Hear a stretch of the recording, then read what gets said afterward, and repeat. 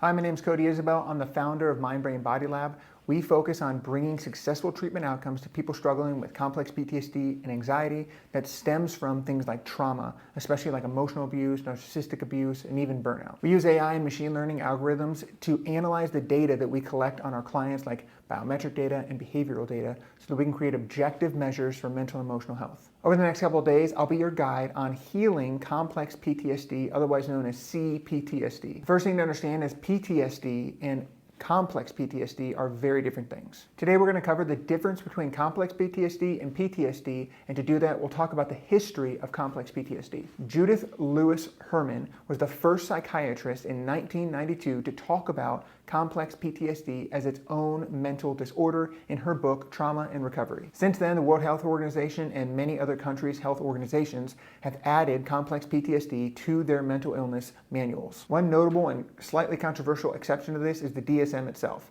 Years ago, there was not enough research to support the fact that complex PTSD was different enough from PTSD for it to get its own entry in the DSM. Today, however, there is a ton more research, and healthcare providers and researchers like myself are hopeful that it will be in the next edition of the DSM because it is vastly different from PTSD. Okay, so what is complex PTSD and how does it differ from PTSD? The main difference between these two things is that PTSD is focused on one isolated traumatic event. So maybe it's a natural disaster, the traumatic death of a loved one, things like that. Complex PTSD is different because it forms over a longer period of time with prolonged stress and trauma. So this could be inside of a narcissistic or emotionally abusive relationship. It could be in extreme examples based on neglect in childhood or even captivity. They both have crossover symptoms like flashbacks, panic, dissociation, memory loss, and shifts in personality and behavior, but complex PTSD has a couple additional symptoms. Some others could include a general sense of hopelessness or despair,